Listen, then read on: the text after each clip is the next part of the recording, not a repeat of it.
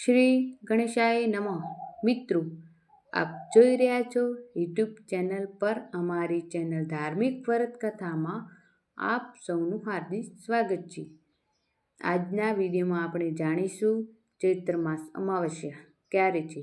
તારીખ 26 April 27 April 2025 તારીખે છે. અમાવસ્યાનું મહત્ત્વ શું છે? અમાવસ્યાના દિવસે શું કરવું જોઈએ અને શું ટાળવું જોઈએ? પિતૃ કાર્ય કેવી રીતે કરવું? આ દિવસે કયા ઉપાય કરવાથી લાભ મળે છે અને અમાવસ્યાનું સંપૂર્ણ ફળ મળે છે. આ બધી વિગત જાણકારી મળશે. જો આપને આ વિડીયો પસંદ આવે તો લાઈક કરજો, શેર કરજો અને જો આપને ચેનલ પહેલી વાર આવ્યા હો તો સબસ્ક્રાઈબર કરવાનું ભૂલશો નહીં, જેથી આવા તમામ વિડીયો માહિતી તાત્કાલિક આપને મળી શકે. ધન્યવાદ. ઓમ ભૂર્ભુવસ્વઃ તસ્ય વિતુર્વરેણ્યં ભર્ગો દેવસ્ય ધીમહિ ધિયો યો ન પ્રચોદયાત. હે પ્રાતઃ દિવસે પ્રકાશ રૂપે ભગવાન, હું તમારી આરાધના કરું છું. મારી બુદ્ધિ સન્માર્ગ તરફ દોડી જાય છે. સૂર્યનારાયણ દેવની જય. મિત્રો, ચૈત્ર માસ ઈષ્ટદેવ છે. સૂર્યનારાયણના દેવને અને સૌ જેમાં દર્શન કરીએ છીએ તેના સર્વભોગ નારાયણ સ્વરૂપે માનવામાં આવે છે. તેઓ જગતના પાલનહાર છે. ભગવાનની આંખો તરીકે સૂર્ય અને ચંદ્ર મનાય છે, જે આપણા કર્મોની સાક્ષી છે અને કર્મફળનું આપનારું પણ સૂર્યનારાયણ દેવની છે. અમાવસ્યાના સ્વામી પણ કહેવામાં આવે છે.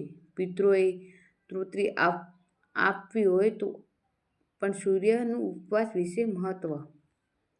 જ્યારે સુધી સૂર્યનું દર્શન થાય છે, એટલે કે સૂર્યથી સૂર્યાસ્ત સુધી પિતૃ કાર્ય થાય છે. સૂર્યાસ્ત પછી સમય મહાદેવનું ભૂતભાવન સમય છે. રાત્રિ પછી અમાવસ્યા શરૂ થાય છે. રાત્રિના સમય માતા લક્ષ્મીનો સમય કહેવામાં આવે છે. માતા લક્ષ્મી પોતાના વાહન ઉપર બેસીને ધરતીલોક પર આવે છે અને ભક્તોને ઘેરોથી અને આંગણામાં અમાવસ કહે છે. ભક્તો જીવનમાં ધ્યાન કરે છે અને ઘરમાં ધન, ધાન્ય અને સમૃદ્ધિ લાવે છે. અમાવસ્યાના દેવતા એટલે પિતૃદેવતા. તેમનું પૂજન પણ ઉપવાસના દિવસે સમય કરવામાં શ્રેષ્ઠ માનવામાં આવે છે. ખાસ કરીને બપોરે સમય પિતૃકાર્ય માટે સૌથી ઉત્તમ છે. આ સમયે આપણે પીપળાના વૃક્ષ જળ અર્પણ કરી શકીએ છીએ અને પૂજન કરીએ છીએ. પિતૃકાર્ય તેમજ દાન પુણ્ય કરવું એ શ્રેષ્ઠ માનવામાં આવે છે.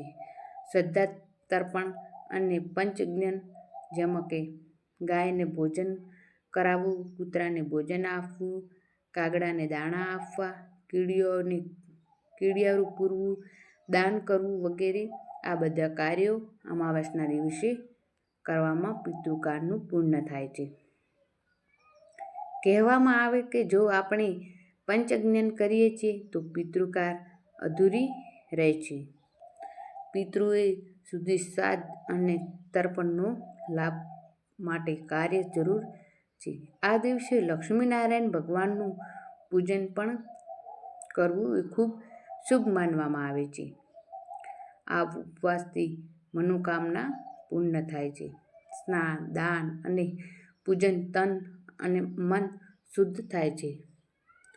પિતૃઓ પ્રસન્ન થાય છે અને તેમાં ઘરમાં સુખ, શાંતિ, આરોગ્ય, સુખ, સમૃદ્ધિ અને વંશવૃદ્ધિમાં થાય છે. અમાવસ્યાના પિતૃતિથિ કહેવામાં આવે છે, એટલે આપણે પિતૃઓનું સન્માન અને પૂજન અવશ્ય કરવું જોઈએ. આ દિવસે ભગવાન ભોળાનાથની પૂજા પણ થાય છે. મહાદેવનું ભૂતનાથ કહેવાય છે, કારણ કે તે ભૂતનો અલગ જમાના લોકમાં નાથ છે. માનવ જાતમાં રહેલી પશુઆત માટે મહાદેવના પશુપતિનાથ તરીકે ઓળખવામાં આવે છે. ભગવાન શિવનું શિવલિંગ પર પૂજન કરી જોઈએ તેમાં કાચું દૂધ, ગંગાજળ, ભાંગ, ધતૂરો, શેરડીનો રસ, મધ, દહીં, ખાંડ અને ફળો અર્પણ કરાય છે. ધૂપ, દીપ, નૈવેદ્ય પૂજન થાય છે. શિવલિંગ અને સામે આખું શ્રીફળ ફોડી શકાય છે. નાગ અને નાગિણી જોડ પણ શિવને અર્પણ થાય છે. જેમ કે ભગવાન નાગનું પણ પોતાનું આભૂષણ માને છે. ગણેશજી પણ પેટ પર નાગ બાંધે છે. નાગ દેવતા આપણા રક્ષણ માનવામાં આવે છે. ભજીત મહારાજે અને અન્ય દેવતાઓ પણ સાથે પણ નાગદેવને સમાન હોય છે. હિન્દુ ધર્મ અનુસાર નાગ કદી મારતા નથી એમ માનવામાં આવે છે, જેથી નાગદેવની પૂજાનું મહત્વ માનવામાં આવે છે.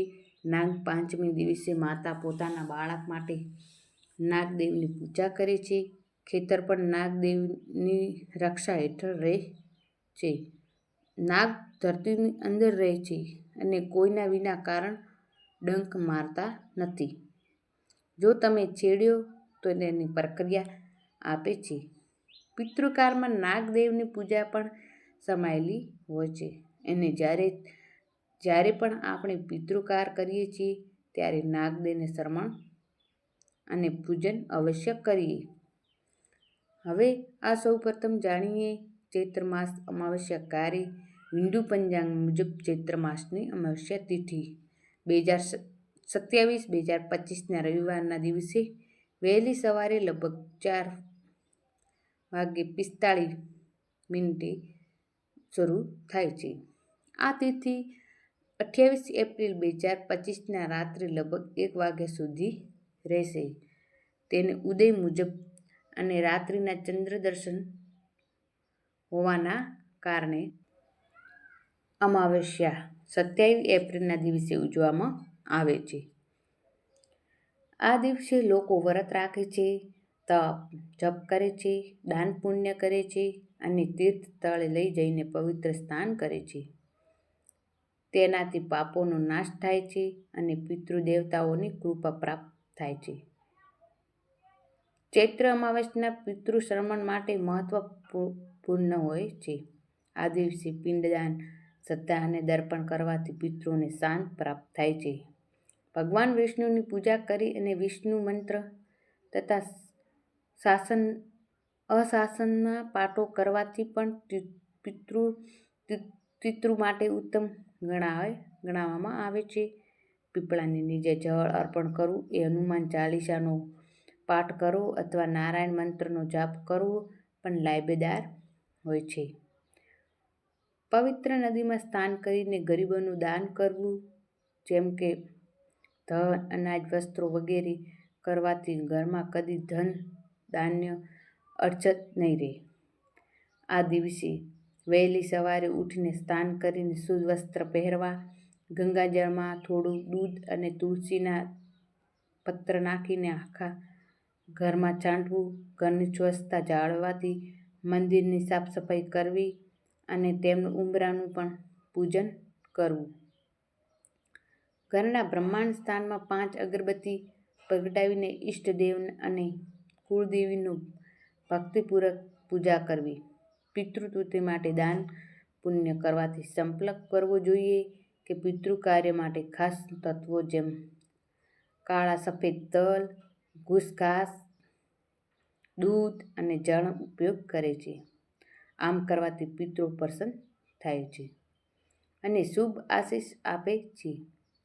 આ પિતૃને શત્રુ કાકડી, ગોળ, પાણીથી ભરેલું માટલું, પંખો વગેરે દાન કરવું એ ઉત્તમ માનવામાં આવે છે. ઉનાળાની ઋતુ હોવાથી ઠંડક આપતી વસ્તુનું દાન વિશેષ ફાયદાથી આપવામાં આવે છે. કહેવામાં આવે છે કે જો સમય અનુસાર કરેલું દાન એ શ્રેષ્ઠ દાન હોય છે. જેમ કે ઉનાળામાં કોઈ પણ ધાબળો આપીએ તો તેનો લાભ ઓછો થાય છે, પણ શિયાળામાંનું એ દાન બહુ ઉપયોગી થાય છે. જો આપણે કોઈને ધાબળું દાન આપીએ ને તે વ્યક્તિને યોગ્ય ઉપયોગ કર્યો હોય તો તેને વ્યક્તિ શુભ આશીર્વાદ આપે છે. રીતે દાન કરવું જોઈએ. સમય અને પરિસ્થિતિમાં અનુસાર હોય તો સમય અનુસાર કરેલું દાન શ્રેષ્ઠ માનવામાં આવે છે. જ્યારે આપણે સાચા અર્થથી પુણ્ય ભાગીદાર બની શકીએ છીએ તો ચૈત્ર માસ અમાવસ્યાના દિવસે મેષ સંક્રાંતિ પણ હોય છે. એટલે આજના દિવસે સૂર્ય ભગવાન મેષ રાશિના પ્રવેશ છે તે શુભ માનવામાં આવે છે. આજના સમયમાં પવિત્રતા અને સદભાવ ફેલાવો છે. આ દિવસે સૂર્યનારાયણના દેવનો અર્થ આપવો એ ગાયત્રી મંત્ર જાપ કરવો અને સૂર્ય નમસ્કાર કરવો એ તપ અને ઉપવાસ કરવો ખૂબ જ શુભ માનવામાં આવે છે. પિતૃ અર્પણ અને સૂર્યની સામે જોઈને કરી શકાય છે. સૂર્ય ભગવાન અંધકારમાં દૂર કરે છે. એ અંધકારમાં ભૌગોલિક જગત હોય છે અને આપણી અંદર રહેલો જ્ઞાન એ લોભ મોહ અહંકાર હોય છે તે બધું નાશ કરે છે. આમ આજે રવિવાર હોવા છતાં કારણ પણ આપણા સૂર્યનો ઉપવાસમાં જોડાવવું જોઈએ. આ દિવસે આલસ્ય અજ્ઞાન અને નમસ્કાર વિચારોનો ત્યાગ કરીને સર્કલ કરવું જોઈએ. મેઘ સંક્રાંતિના પવિત્ર સમય સૂર્ય ભગવાનની જેમાં પ્રકાશ ફેલાવનાર અને કર્મોના સદૈવ પ્રવૃત્તિ રહેનાર સંકલ્પ લાવવો જોઈએ. ભગવાન વિષ્ણુ જેના ધર્મ પત્ની રક્ષા અવતાર લે છે તે આપણે પણ માનવતાની સેવા માટે આગળ આવવું જોઈએ.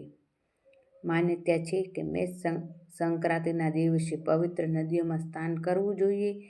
એકટાણું પુણ્યદાન છે, પાપોનો નાશ થાય છે અને અંતે મોક્ષ પ્રાપ્ત થાય છે. જે આપણે માનવામાં આવે છે કે જે મેષ સંક્રાંતિ દરમિયાન ભગવાન શ્રી રામે દક્ષિણ દિશામાં લંકા તરફ યાત્રા શરૂ કરી હતી ત્યારે રાવણ પર વિજય મેળવ્યો હતો. સૂર્ય જ્યારે મેષ રાશિ હોય છે ત્યારે મંગળ રાશિ છે ત્યારે શુભ ફળ આપે છે અને શ્રી રામના સૂર્યવંશ હતા તે સૂર્ય દેવતાનો આશીર્વાદ તેમાં વિજય મળ્યો હતો. આ સંક્રાંતિના દિવસ સમયના કરેલા વ્રત જપ અને તપ એ ઉપવાસ વિશે ફાયદાકાર હોય છે. ભગવાન વિષ્ણુના આરાધના કરવી ઉત્તમ માનવામાં આવે છે.